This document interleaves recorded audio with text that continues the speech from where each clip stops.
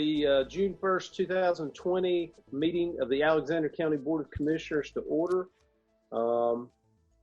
Tonight, I ask Commissioner Ronnie Reese to lead us in the invocation, and then I will lead us in the Pledge of Allegiance.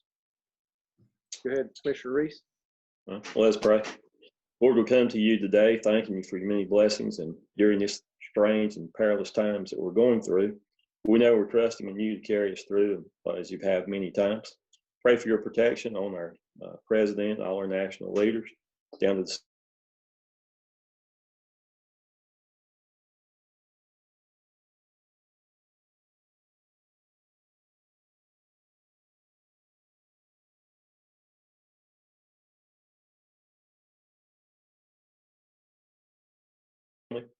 Pray for those that have been affected by this COVID-19, whether it be sickness, illness, financially, whatever's going on, that you'd intercede for them.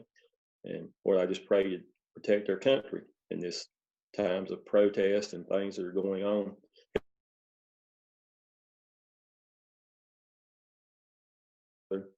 Regardless of our race, creed, color, nationality, Lord, just ask you to be with us tonight. Ask all this in Christ's name. Amen. All right, if you would stand.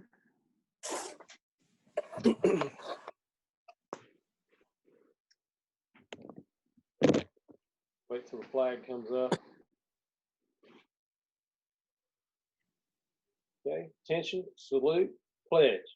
I pledge allegiance to the flag of the United States of America, to the republic for which it stands, one nation, under God, indivisible, with liberty and justice for all.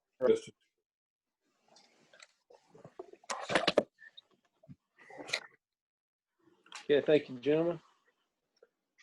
Commissioner's report is, does anyone have anything they'd like to report on?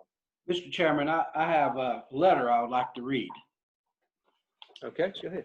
This is from a fourth grade student at Stony Point Elementary School by the name of Danilyn Rumpel. It says, I'm a fourth grade student at Stony Point Elementary School. I would like to talk to you about what you could do for us kids that have grown out of the parks. If we could have plans to make or build something for kids ages 10 to 18 to do other than parks.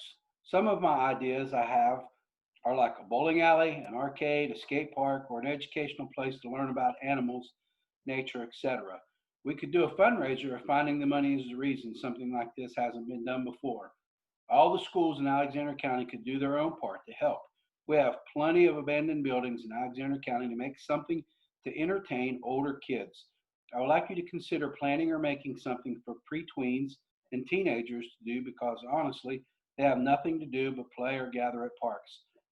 I think this change will help the older kids because they will be less bored and therefore will not get in trouble. We would love to have a hangout spot that isn't the park or the old hospital. I think the pre-tweens and the teenagers are just bored and tired of having some place for them to go after school or on weekends to have fun and just be happy, like Hickory has. Finally, I want to say thank you for your time and thank you for your service to Alexander County. I really hope that you think about this letter and help us young kids stay out of trouble. Thank you again and have a blessed day. Sincerely, Danilyn Rumpel, 918 Mount Wesley Church Road, Hidnight. I thought that was a very well written letter. Point very well taken.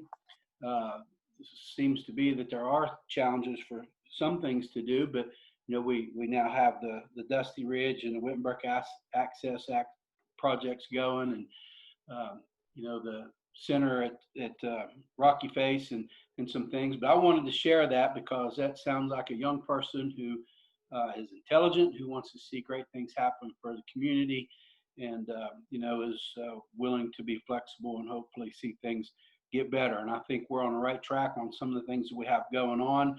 But you know, sometimes we just hear bad things all the time, and I thought that was kind of uplifting from a young person to put that kind of thought into a letter to share and address us with.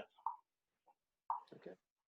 Yeah, that was very, very well written. That was a good thing for that young student to look into. maybe that's something that we can talk to the school system about, and have the students come up with some ideas.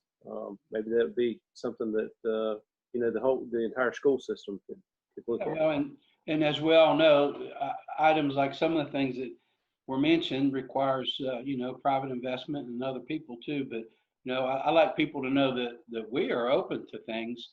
That's just that we are not an economic engine and can't do some things. It takes private capital to do some things, but we definitely like to do all that we could to attract and enhance those kind of things. Exactly. Okay, thank you. Anyone else? Mr. Chairman, had the transportation meeting last week. It was a Zoom meeting, and heard reports on the transportation department and how they didn't have any money, and of course the same information that everybody else has heard about. For a little information, the access road that we have that was going to go in down at the industrial park, that has been moved out to 2022. The intersection at County Home Road and NC 16 has been moved out to 2022. There was no update on what is going to happen on Lyledown yet. I think that's still in the talking stages, and seems like all they've done is talk about it. The other thing is that they were supposed to start, I just checked my notes there a minute ago, and I had told Rick Gilbert that they were supposed to start mowing the grass today along the sides of the highway. And I noticed on my way home today they had not started, but I did check my notes to verify that I did say the right thing. DOT, they did say that they were going to start mowing today. I don't know what happened. I'll check with them tomorrow and see what I can find out and let everybody know. But that came from the transportation meeting this past week. Anyone else have anything? I'll just add that I did receive a reply from the governor on the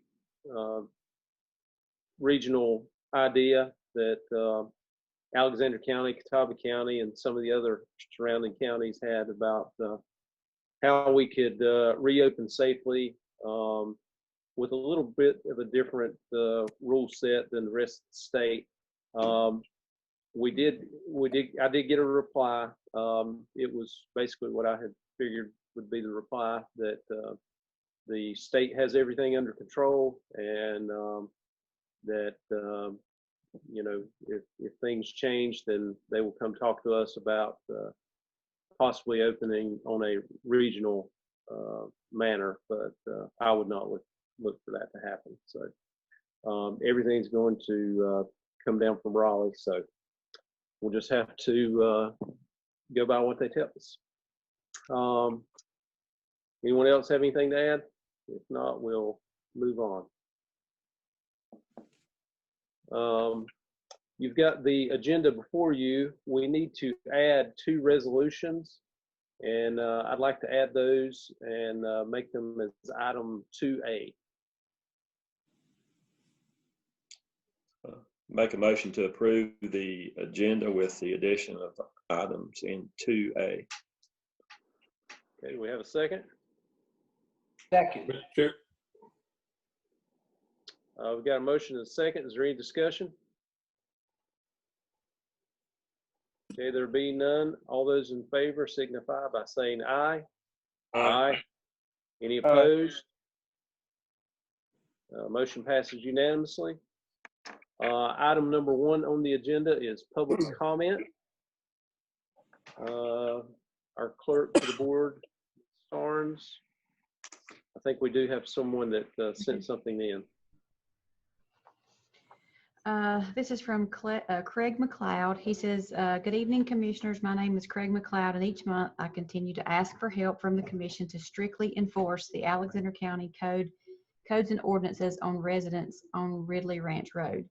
I was over at my property today and do not see any notable improvements along the road and properties. Abandoned, unlicensed, uninspected motor vehicles litter several properties, rusting piles of junk, a house trailer frame, along with other trailer frames loaded with trash, along with miscellaneous junk, steel, trash, including old tires. This is over 20 years of county non-code compliance. This request for help from the county extends back to mid-September 2019. Commissioner Mayberry replied to one of my earlier emails this year to be patient. Could someone please respond to the McLeods as to the duration of time for the county to complete its task? It's already been over 20 years. How much longer will it take, please? Thanks, Craig McLeod. Okay. Is there any other public comments? That's it. Okay, there be none. We will move on to item number 2 on the agenda, which is the Alexander County 2020-2021 budget ordinance. And I call on Rick French, County Manager. Thank you, Mr. Chairman. In your packet, you have the budget ordinance. It lays out the different funds for the upcoming fiscal year: general fund, solid waste, the different water and sewer funds, fire districts, reval, and so on. We reviewed all the items, and unless you have questions, I think we're ready to adopt the budget ordinance. Have any questions?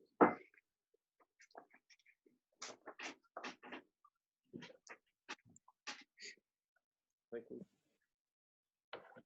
Pretty closely as we can.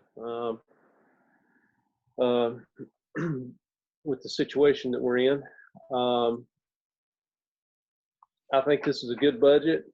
It's a reasonable budget in the times that we're living in right now. So I'll make a motion that we approve this budget as stated. Is there a second? I second the motion. Okay, is there any discussion? Yeah, I think that one thing that I would hope everyone understands is that, you know, we've taken a pretty no-nonsense approach to the budget, not taking on a lot of things, because we really believe, or I believe anyhow, that the biggest fallout that we're going to see from all this mess is still several months down the road, and we have no idea what kind of economic impact this thing's going to have on us. And we need to keep our cards played pretty close to the sleeve with this. Mr. Chairman, I'd just like to reiterate too, you know, we discussed it, at length. It's pretty good. And this budget actually pretty much mirrors our last year's budget. And just as Commissioner Peel said, something that we'll be looking at again. We're all aware of, but just making sure everyone else is. First of the year, we'll look at doing things, and if we can do the contingency things and maybe do some other things, then that's something we can look at. But right now, we just need to kind of hang on to where we're at. And I think this is a good budget. Thank you. Yeah, I'll mention that's one good thing about this budget is that, our county manager and our department heads and staff recognize that we don't know where we're going to be at in 6 months. So we've got to make some plans for, hey, things could be a lot worse than what we think they're going to be. But there will be a big drop off in sales tax. There's going to be some pain, and our citizens are going to feel that. People of North Carolina, people of this country, people of this world are going to feel it, and we've got to do what we can to make sure that services that we have to deliver are still there. But I think the staff has done a great job. Anybody else? All right, got a motion and a second. All those in favor signify by saying aye. Aye. Aye. Aye. Any opposed? Okay, motion carries unanimously. We go on to item 2A on the agenda, which is the resolutions. I misplaced one of them. There it is. I'm calling Rick French, County Manager. I do not have those resolutions in front of me. Oh, okay. I'll go over it then. So the first resolution is North Carolina Alcoholic Beverage Control Commission. This is stating that Seth Harris, the zoning administrator, is going to be designated to notify the North Carolina Alcoholic Beverage Control Commission. He's the person that is the designate to the ABC board in regards to permits, locations, suitability of that type of thing. The second is a resolution requesting the Alexander County Board of Commissioners to appoint a review officer for Alexander County. And I'll read this one. It's not quite as long as the other one. Whereas SL 1997-309 S875 made a number of significant changes in the procedures for recording maps and plats, and whereas the main purpose of the law is to transfer the responsibility for reviewing plats to determine whether they meet recording requirements for the Register of Deeds to the review officer, and whereas General Statute 47-30.2 requires the Board of County Commissioners in each county by resolution to appoint a person to serve as a review officer to review each plat before it is recorded and certify that it meets the North Carolina statutory requirements for recording. And whereas it is the desire of the Alexander County Board of Commissioners to ensure an expeditious review of all maps and plats as required by General Statute 47-30.2 before they are presented to the Register of Deeds for recording. Now therefore be it resolved that the Alexander County Board of Commissioners does hereby appoint Virginia Austin to perform all responsibilities as required for the review officer under the appropriate North Carolina general statutes for the Alexander County planning area. Adopted this first day of June 2020. Do we have a motion to approve those two resolutions? Motion to approve, sir. Okay, is there a second? Second. Okay, any discussion? There being none, all those in favor signify by saying aye. Aye. Aye. Aye. Any opposed? Okay, motion passes unanimously. We're going to item number 3 on the agenda, which is COVID-19 update, and call on Leanne Wisnett, Consolidated Human Services Director, to start us. Then we'll go to Doug Gillespie, Director of Public Services, and Rick French, County Manager. Thank Go you. ahead, Leanne. Thank you, Commissioner Mayberry.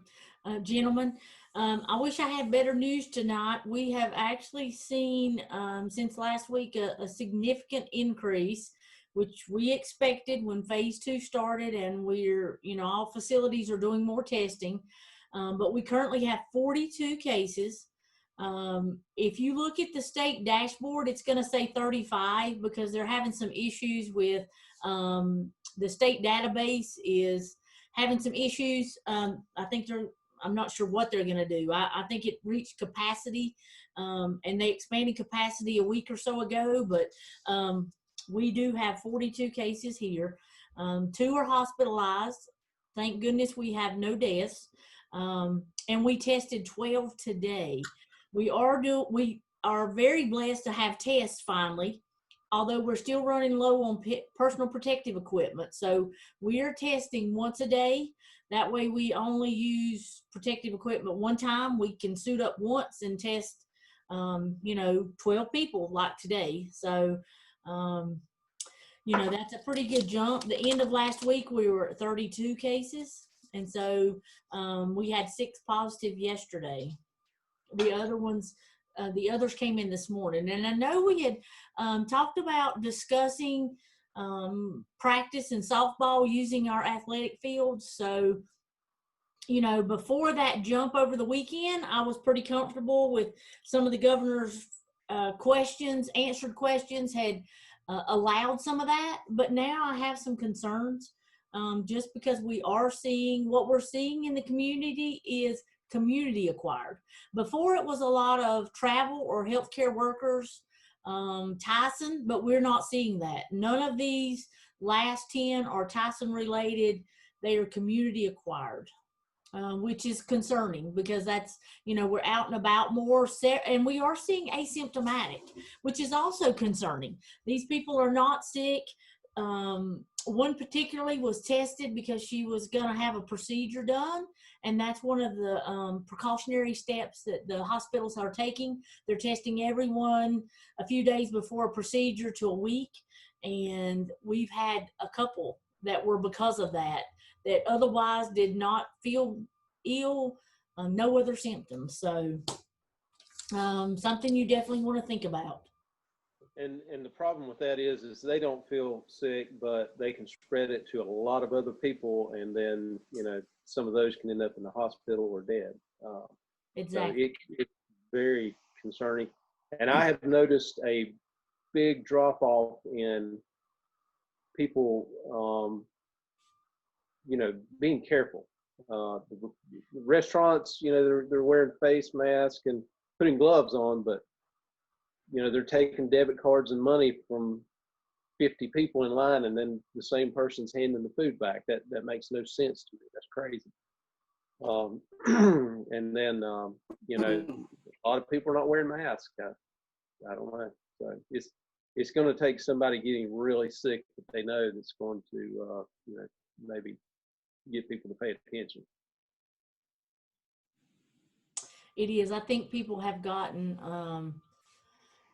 for lack of a better word, lackadaisical because it's going on so long. We did really, really good at first, and it's getting tiring to have to keep hand sanitizing and remembering your mask. And some of these people have been taking precautions and have still contracted it, and we don't know from where, which is really alarming. A few have really quarantined. The only thing they've been out for was shopping once or twice a month and have come back positive. So very concerning. Well, thank goodness we don't have any deaths. So Yes, and and hopefully those people will recover without any ill effects. And can you tell us a little bit? I haven't got to ask you this. There seems to be the possibility that there's severe lingering effects from the illness in some people. it is rare, and we have not. Luckily, all of our folks that are, a couple weeks out have recovered well. And I will say, minus the 2 people hospitalized, the majority of our cases have really been mild and many asymptomatic. But there is that potential. And they are also seeing children have a multi-system. We had the first case of, they call it MIC, multi-system issues. We see it in other diseases too. We had the first one in North Carolina, I guess last week or the end of the week before. The days kind of are all running together. Seems like it's 24/7 tracking and tracing, and we've been very busy. That's where those 12 tested cases are coming from. You get one case and you wind up, maybe with 4 to 6 household contacts that then you need to test because they may be at other places working, childcare, out and about in the community now that, many people have went back to work. So, but the potential is there, yes. Leanne, how many, is that the most tests you've done in a day, or what's the average amount of tests that we've done prior? We did 15 last Wednesday. We've been averaging quite a few, and we actually have over 100 tests still on hand, and we keep asking every day to keep more. The gowns is actually what we're in short supply of, so that's why we're doing once a day. But we did do the industry, so actually one day we tested 300. So we can move them through, and those 12 were done in probably 15-20 minutes. What we do is have them to call, and we have everything in the computer. We're having them to stay in the parking lot so that, we have less exposure of anybody in the building. And then we suit up in the personal protective equipment. gown, face shield, and we go out. It doesn't take but a few minutes per person to test. Then it's, we test and it's ready to go. We get it shipped immediately, and we're getting returns in about 3 days or so, which is a lot better. At one point it was taking 10 days. So we've done anywhere from 12, 15 a day to that one day we're working really hard. But we're not at capacity. I mean, we could test many more than that in a day. Okay. How long did you say it takes to get the results back? It's taking about 3 days. That's 3 days. 3 days. And that was over the weekend. So I'm hoping maybe the 12 we tested today, we're targeting 2 to 3 days. We're hopeful. They're getting a lot quicker. The capacity in the labs have gone way up. I will still say, though, that the criteria for sending it to the state, all of our tests, the majority of our tests are going to private labs. The state criteria has not changed. It is still very limited who we can send to the state lab. It's the uninsured and the at-risk, and the hospitals can send. So what does that mean? That just means that the county taxpayers have to pick that up, or the No. individual, or the health insurance? Health insurance, and the individuals are not billed. That was one of the governor's orders, is that if insurance denies or Medicare denies, the individual is not billed. And I've not heard that anybody's been billed. So insurance, Medicare or Medicaid's paying. If they truly are uninsured, then we are sending those to the state lab. So taxpayers are not having any out of pocket either. Ms. Wisnett, Yes, sir. the CDC says wear a mask. The World Health Organization says don't wear a mask. Do you wear a mask or do you not wear a mask? You ask a hard question. I tend to go with the Centers for Disease Control. I do think wearing a mask is to protect others. It's not really protecting you. What's protecting you is staying 6 feet or better from someone and hand sanitizing. If you're in your vehicle by yourself, you don't need to wear a mask. So I do think there's a lot of confusion when to wear a mask and when not. The mask is protecting you, protecting the other person from you coughing or sneezing on them and not realizing you're sick. We sneeze just because it's, hay fever season. So that mask keeps that from going airborne. If I were chronic disease or at-risk individual, I would definitely wear my mask. I would definitely keep social distancing, and I would hand sanitize appropriately. Again, some people wear gloves when they go in stores and are touching common things. But when you take those gloves off, you need to hand sanitize. And you need to take those gloves off before you touch your steering wheel or before you eat, or, we wear gloves. If you wear gloves all day long, they're not helping you because you've contaminated everything you've touched with those gloves. So I do think people need to use masks and gloves appropriately. If you're in a vehicle by yourself, you don't need a mask. If you're outside, nobody around, you don't need a mask unless you're mowing and you have hay fever. Allergies. Does that help? You go to Walmart, wear a mask. Yes. Is there anything that we can do to make these restaurants, as they're, going through the drive-throughs, to use hand sanitizer between customers? Yes. What you just said, if you got gloves on, you're contaminating everything you touch. And one person comes through and contaminates those gloves, and then that person's contaminating the food, the debit cards, the money from every person after that. Yes. It just makes no sense. And what you said is very important. We don't think about those credit cards, debit cards, but we're handing them in and out, and then we're putting them back in our purse with our gloves on.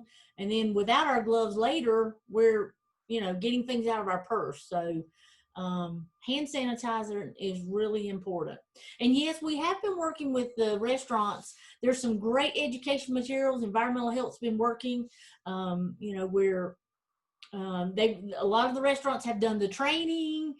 I think again, some of it is people are just getting tired. They're not aware, but we are trying to educate and monitor. That's the other thing. They may do a great job and do it right while we're watching them, but when we're not, they kind of slack off. So, and sometimes it's young people that, aren't worried because they're not in those high risk conditions and they're not so concerned about themselves. But we need to be concerned because you might take it home to a grandparent or an elderly or chronic disease family member, and you would feel really bad if you were the one that took it home and inadvertently got them sick. And we have seen that. We have seen spread within families. Yeah, I talked to somebody yesterday.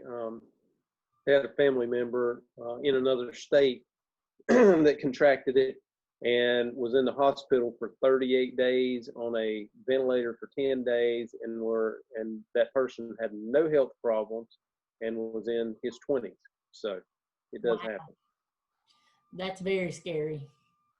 And we are seeing, we haven't had, before they weren't seeing the young people as affected, and we've had several children and teens, they've done well and have not been very sick, thank goodness, but they have definitely contracted it. So again, a concern for that, going back to playing ball, sports.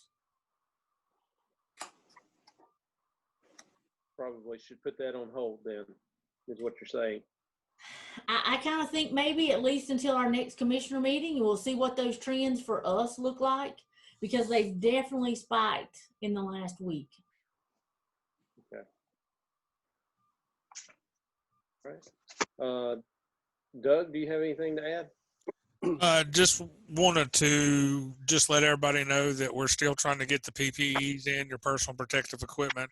I just did a real quick, had Mark Cow just do a real quick study, and we've given away, it looks to be over about 1,500 or 15,000 pieces of personal protective equipment to the local health department. We gave some to the health department, local fire departments, hospice, Medi-Home Health, the county itself, and in that position, we've also but procured and got over 20 gallons of hand sanitizer that we have given out, and we still have some of that left, so we're working on that.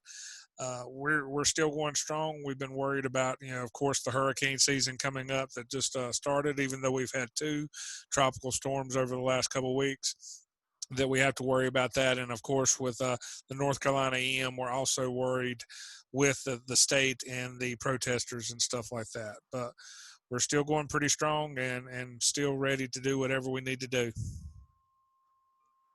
Any questions? Thank you. Good.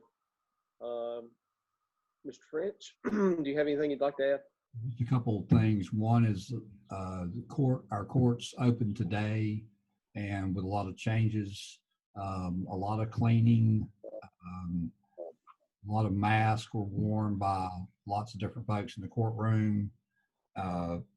There's also there's a lot of precautions with the courts being open and with the number of people that they have.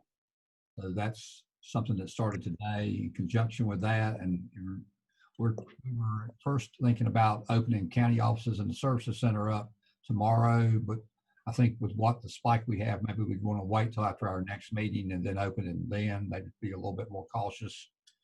And you do have some information in your packet, in this packet, about youth sports. And so it's something we should look at take very seriously, but be cautious. So that's all I have, Mr. Chairman. I have a question for Leanne. Leanne, in regards to COVID, I've got 3 or 4 questions really. Have you heard any talk or news on what the schools would possibly do? Have they already started debating that for the upcoming school year? And then also, on the different phases, if there's any talk going on delaying any of the phases that are coming out as far as reopening. And then also on the percentages of on the testing, are we still in the same percentage module, or have we increased on our percentage of positives coming in versus our testing previously? And is I guess the US, is it still in the same percentage also, or has their percentage came up? Okay, where to start on that one? I think overall, there is no talk about timeframes on phase 2 yet. I think because that phase was 4 to 6 weeks, and we're about 2 weeks into that, I think we're still waiting. The last we heard last week, overall, our factors were still okay. They were still considering it leveled because the percentages were still the same. We are testing more, so we expected to find more. Hospitalizations are up some. Again, not horrible. 650 are hospitalized as of this morning for the state.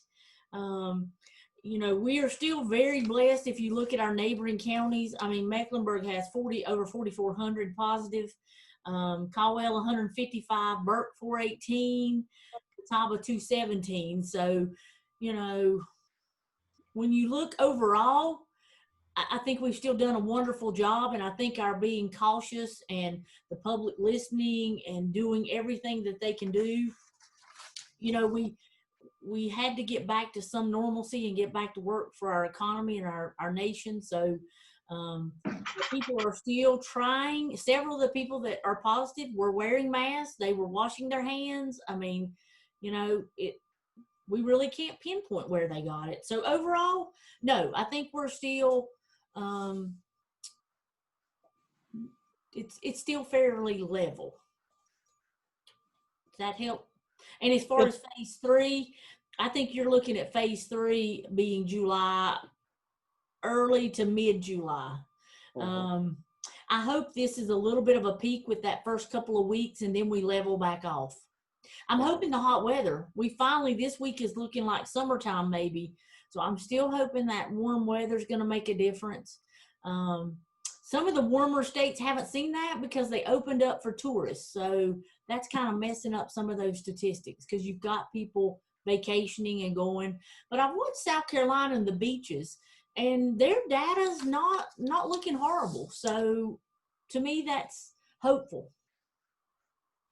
I just believe that a lot of the truth comes out in the percentages and not just an actual number, especially when you increase your testing and then numbers pick up. That's why I was asking. Yes. I've heard anything from still that 7% positive, which is a little bit up. You know, at one point we were 2 to 5. And so the last number I heard was 7. So up some, but again, our testing has went way up. I forget the actual number of tests North Carolina had done. It was. Leanne, I can help you with that. Okay, yeah, Doug's the statistician. The test that North Carolina done effective today with the dashboard is 421,908. And that's with a confirmed of 29,263. And you were talking about the percentages or chance percentages of positive.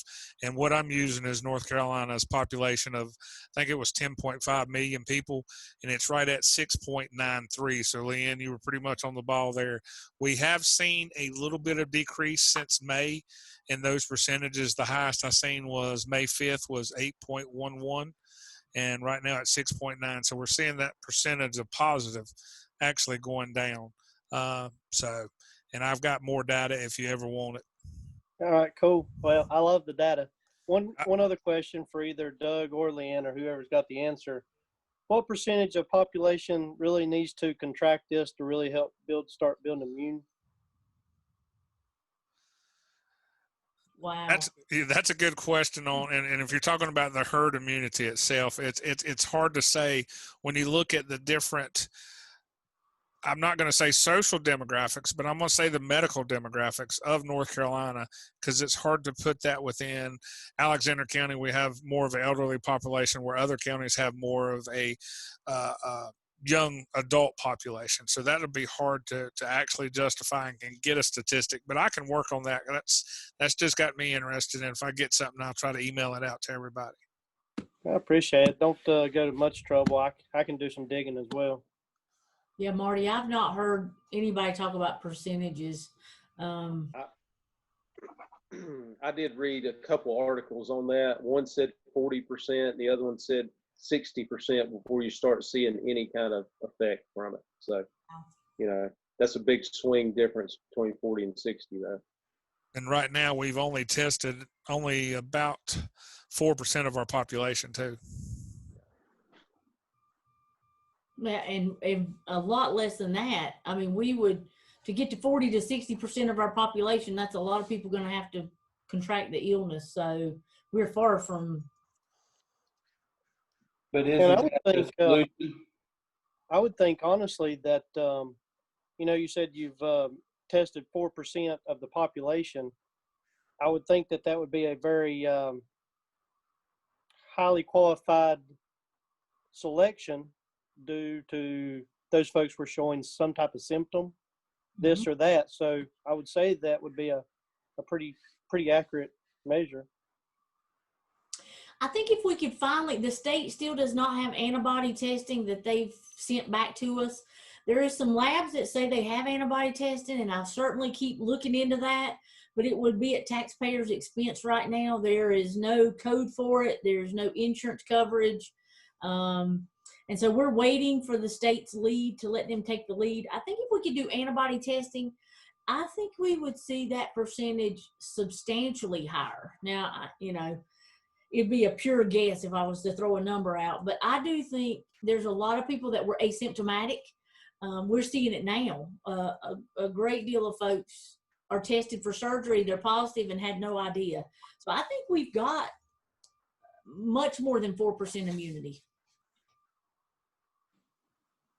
Yeah. Doug, Leanne, I appreciate it. Welcome. Okay. Thank you, Leanne. Thank you, Doug. Appreciate it. We'll move on to item number 4 on the agenda, the approval of hiring family member with the Sheriff's Department. And call on Rick French, County Manager. Thank you. We received a payroll change form for Douglas Bowman to be hired as a part-time deputy. This is the son of the sheriff, Chris Bowman. According to the general statutes 153A, 103, this has to be approved by the commissioners. Okay.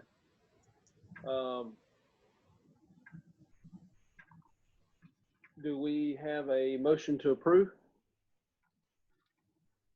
I'll make a motion that we approve. And I don't know exactly how to state that.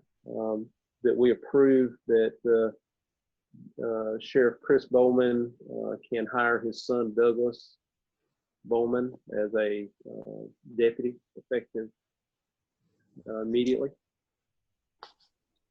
Do you have a second? Second. Is there any discussion? I know this was supposed to have been done beforehand, but and the sheriff said he was unaware of it, and there's so many laws on the books, I would say that's easy to overlook. So, okay. Well, we're getting a quality person to serve some part-time duties, so no problem. All right. Is there any more discussion? If not, all those in favor signify by saying aye. Aye. Any opposed? Motion carries unanimously. We'll move on to item number 5, reinstate convenience site fees. And I call on French County Manager. On March 20th, charging the convenience site fees, which was $1 a bag. Since that time, we've lost about $51,000 in revenue. So we'd like to recommend that effective June 3rd, we reinstate that fee. It's not an increase, just reinstate the fee we had before at the convenience sites. Can I ask you a question? Yes, sir. So we were just talking about COVID-19 and restaurants and how they are handling money and giving it back to, is there any kind of precautions that our employees are going to take, not only for their safety and health, but also the people who are bringing trash off and recyclables to the convenience centers? But, of course, they have to receive money for them, but the employees will wear masks and wear gloves, but as far as the citizens, no. Well, I guess what I'm saying is there any way that we can keep, plenty of hand sanitizer on site so that each time one comes through that they can sanitize their gloves or hands? Yes, sir. We'll do.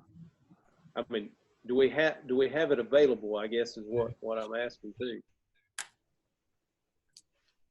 But I know hand sanitizer is like gold right now. Okay, I'll make a motion that we reinstate the convenience site fees effective immediately, with precautions taken. Do we have a second?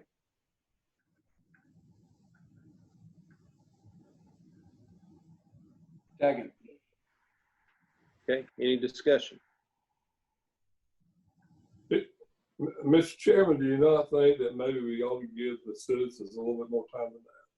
Because they've been so accustomed to coming into the convenience site and just saying, I've got recyclables and going on.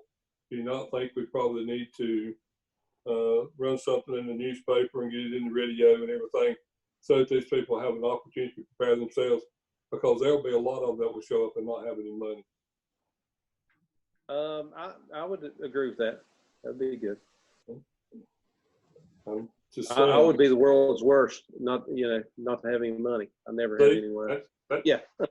I mean, most of the time I just use a check card, so I just think we give them just a little bit of advance notice and get everybody prepared to do it. Say, open it up in 2 weeks. That give them plenty of time. Can we do it make it effective June the 10th, which will give us a week to advertise it? They've been talking about it at the convenience sites. Yeah, right. And I understand that, Mr. French, because I know the convenience site on NC 16 South there, that the ladies and the gentlemen down there that work have been talking about it also, and they had asked me when we're going to do it. And I think that would be fine. That would give us an opportunity to get some information out and let people be prepared. So effective June the 10th. That would be, in my opinion, be better. Is that okay? I'm good with making it June 10th. Okay. Any more discussion? Okay, all those in favor signify by saying aye. Aye. Aye. Any opposed? Motion carries unanimously. We'll go on to item number 6 on the agenda. Resource Officer Grant for Alexander County School System. We're calling Rick French, County Manager. Thank you, Mr. Chairman. Dr. Hefner has reached out and asked us if we want to support a school resource officer. It would not require us to put up any money. This is for the resource officer that we're using at Hidnight and Stony Point. That person is already on board. We already have all the equipment. So what we just need to do is, if we would support them, the school actually pays a portion of that and they get a grant for the other portion, but that person's already on board. So all we would need is a motion to support the partnering with the school system on the school resource officer. Make a motion that we partner with the school in support of the school resource officer grant to maintain the person already employed. I'll second the motion. Got a motion and a second. Is there any discussion? Okay. All those in favor signify by saying aye. Aye. Motion, any opposed? Motion carries unanimously. Item number 7 on the agenda, budget ordinance amendments number 60 and 61, calling Rick French, County Manager. Thank you, Mr. Chairman. Budget amendment number 60 is to adjust the DSS budget for fees received to perform home studies for adoptions. And number 61 is to adjust revenue line items up or down based on revised projections for the remainder of the budget year. The miscellaneous revenue is the amounts written off by medical providers. 6/30/19 estimated liability for inmate medical bills with Medicaid eligibility questions. The contingency line item is used to keep the budget in balance. Be glad to answer any questions about those two budget amendments. Anyone have any questions? Do we have a motion to approve? Make a motion, we approve. Okay, is there a second? Second. Any discussion? All those in favor signify by saying aye. Aye. Aye. Any opposed? Motion carries unanimously. We'll move on to item number 8 on the agenda, board appointments and reappointments, the Council on Aging. And again, I call on Rick French, County Manager. Thank you, Mr. Chairman. Council on Aging, we need to reappoint Christine Gates, Julie Sebastian, Leanne Wisdom, Bonnie Sims, Geraldine Perry, and Douglas Howells for 3 years. Okay, do we have a motion to approve? Make a motion to approve those appointments. Okay, second? Second. I'll second it. Any discussion? Okay, there being none, all those in favor signify by saying aye. Aye. Aye. Any opposed? Motion carries unanimously. Item number 9 on the agenda, other business, county managers, not get it out. County managers report. Rick French, County Manager.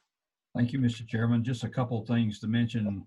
One is that we'll need to reschedule our fireworks that were scheduled July 11th. We don't have a date selected at this time, but we're working with the veterans to try to schedule something as soon as we can. Patrick White from the Board of Elections had provided some information under House Bill 1169 about elections 2020.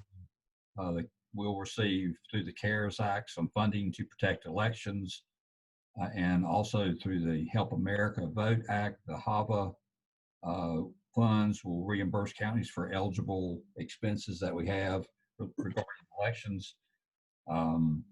Also, in your packet, you had a memo from the Alexander Soil and Water Conservation District concerning a vehicle for next year, and I think we've worked that out with a vehicle that we currently have to allow them to use that as we move forward. I'd sent you a copy of the Alexander County ABC Board is having a public hearing on June 25th, 2020 at 4 p.m. at Bethlehem Fire Department to consider look at their budget for the upcoming fiscal year. Their budget is $1,050,000. And in the last few days, we've had some conversations with Mr. Shabaldine, our engineer on the Bethlehem sewer projects. Copies of those emails. Just to summarize, there are 10 easements, 7 of which will be $12,600, and our recommendation is we pay those folks with taps, and that was not included in the project. And so we can take that. We have contingency funds. We can take that out of those funds. Also, Dan was able to negotiate with the NCDOT to open cut Spencer Woods Lane in lieu of a bore and jack. The deduction, the $1,218. So we saved that amount of money. We added the cost of the cut, which is $7,800. So we saved a little over $15,000 there. Again, that's part of the items sewer project in Bethlehem. Late this afternoon, talked to Mr. Chapaldine about a deteriorated manhole that they've run into near the Wittenberg access. That manhole will have to be replaced, and it'll cost about $15,000 to replace it. And that'll have to come out of contingency. But there's a manhole that they just ran into that they're going to have to replace. So those are the items there. And I'm not coming. You don't need to approve it as far as a budget thing, but it's just want to make you aware of the contingency, and I'll bring you an up-to-date total at our next meeting. What happened to the manhole?